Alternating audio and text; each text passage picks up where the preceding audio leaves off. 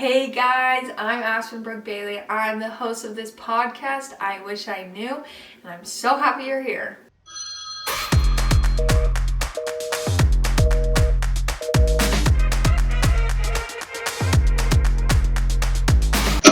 Okay, wow, so much has changed since the last time I posted an episode. And so we're just going to catch up a little bit. First of all, my daughter, actually, let's tell you that. If you're watching this, you can see I'm sitting in my new chair. I asked for this chair for Christmas because I was like, it's so cute, and I found it on Facebook, and I was like, I can sit in it. Excuse me. I was like, I can sit in it while I film, and this is the first time I've filmed with my new chair. And it is so loud and squeaky, so I'm gonna really remember not to move. Oh my gosh. Okay, so yes, the green velvet chair that I'm in love with, but it is so loud. Oh gosh.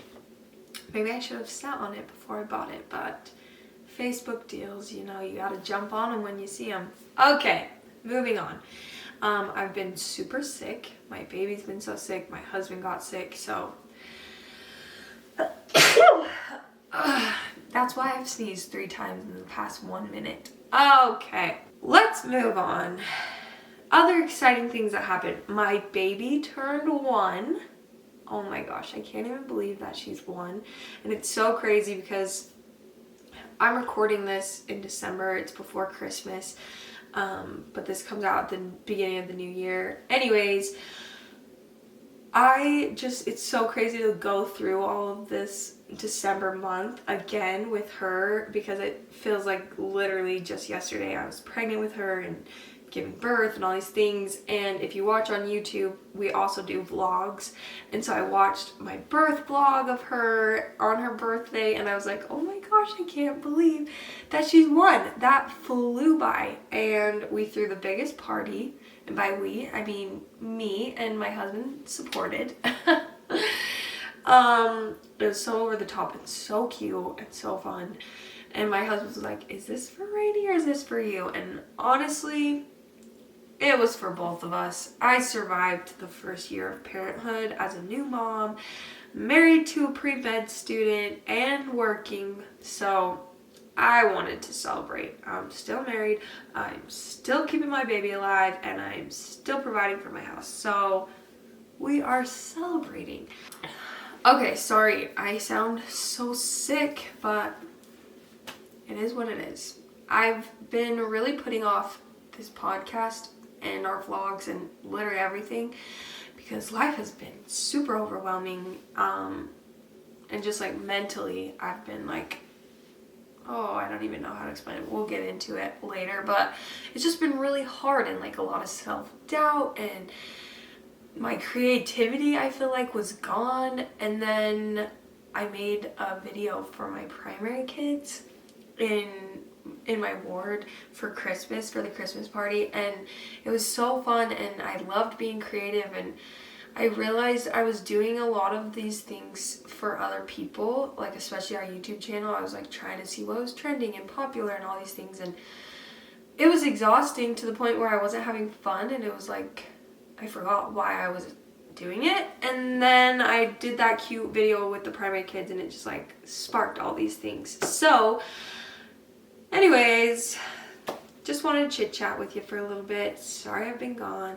Probably haven't really missed me because I literally only posted like 4 episodes and then I left. But my New Year's resolution, my goal for 2024 is to post every single Monday of the year.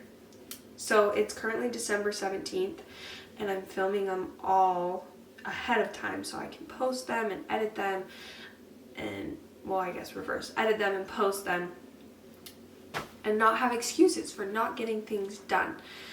Okay, so that's my goal for the new year. Speaking of, today's episode I'm going to talk about what I wish I knew in terms of setting goals, New Year's resolutions, and kind of what I have done in the past that has been unsuccessful, because I'm really good at creating things and planning things and setting goals, but I'm actually really bad at executing them. And so I'm gonna give advice and tips, and hopefully it helps you out. I was actually just talking to my husband last night. I'm like, we need to watch better shows, limit the TV we have in our house. And so we're talking about this. He's like, yeah, you're totally right. He's on break from school right now, so he's like, I just want to watch TV all day because I never get to do that. And I'm like, no, we need to hide the remotes. We need to never watch TV again. We need to do, like, so extreme. And he's like, okay, that's not realistic. And I was arguing, I'm like, well, yeah, it is. Some people don't even have TVs, and it's totally realistic. We can make it happen if we just commit and 100% do it right now. And he's like, oh, right, Aspen. When you do that, then it might work out for a few weeks or whatever, but then things are going to happen. It's not realistic with just our lifestyle because we watch TV all the time. And then you're going to go back and then you're going to feel guilty that you didn't do your goals. So when you're setting a goal, try to have it be a SMART goal. Honestly, don't remember what all of those mean because I did that in like junior high, but it's like specific, measurable, attainable, realistic, and has a time limit, I think. Sure, that spells SMART. Comment below or message me, whatever, if it's something else. But basically, what I've done, so my goal is to post every Monday. So that's a very time and very specific. And I'm filming ahead of time to be realistic, because if I start filming now and post in the new year, I can get ahead. And so with life being busy, I'm already ahead. So anyways, that's an example, okay? Whatever, let's move on. Talking about goals. Okay, here's another thing that I wish. Goals are supposed to be adjustable, okay? I would set goals, and this is part of my 0 to 100 perfectionist mindset that I've had my whole life. But I would set goals and expect to never change them. And if I needed to change it, then all the work I had already done for that goal was worthless because I had to change my goal or I didn't reach my goal. For example, before I went on my mission, I had a goal to go to all the temples in Utah. I was called to Alabama, and I really wanted to make the effort to drive long distances to go to the temple and serve so that I could relate to members in Alabama, because there's only one temple in the whole state, where in Utah at the time there's 17 temples. Now there's like 20, 25, who knows. So that was my goal. And I did. Every single week, I would pick a temple and I would drive there and do whatever to go to the temple. So I went to all of the temples except one. I missed one.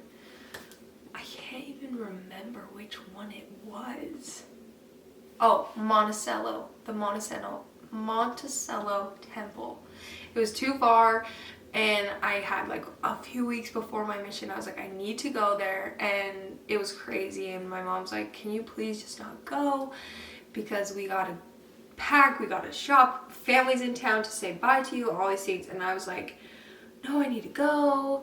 If I don't go, then all of the effort I just did was worthless and didn't mean anything and all this stuff. So I threw away what good I did do because I was so caught up in like not being perfect in my goal. And I remember talking to my neighbor Becky. She's like my go-to person. I remember talking to her and just like I was like, I'm freaking out and I'm so upset that I'm not gonna get to check off all of these temples, that I have one more left and like didn't complete it. And you know, I'm thinking all these crazy things like second place is first place loser or whatever, or like you could have had 100 but you only had 90 or whatever. Crazy thoughts that I had. And she just looked at me and was like, Aspen, do you realize the great things that you have done? And I would like make little videos of every temple I went to, and I had this little journal that I would take a picture and I'd put it in, and I'd write my experiences from the temple that I went to. And she's like, you're discrediting all of that good that you did do and the parts of the goal you did achieve because you didn't get one part finished. She's like, you can't expect to be perfect, and life is gonna happen and things are gonna come up and you need to be adjustable. Maybe that's what the thing was, not attainable. It was adjustable, maybe. That's what we're gonna go with. Anyways, so I really learned from that, like, wow, I had this righteous goal to go to all the temples, and even though I didn't, I still did good. It still changed me for the better and made me so much stronger. And so just because you have to adjust your goal throughout this year, maybe you're like, I'm gonna work out 3 times a week, and maybe you only get to it twice a week, don't give up all the way, because that's something I would definitely do, because I'm like, oh great, I didn't reach my goal, so why try? It sounds ridiculous when you say it, but it's honestly, I feel like a lot of people do that. So just keep going and accept the efforts that you have made as good enough. That's the key. Effort is way better than results, in my opinion. And I didn't used to think that until my wonderful husband and in-laws taught me that lesson, that your effort is showing that you're driven and determined. Results are just a reward.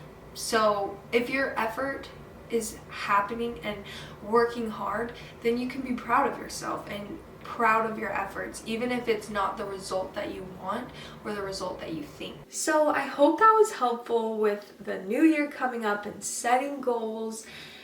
Make them smart. Remember that you can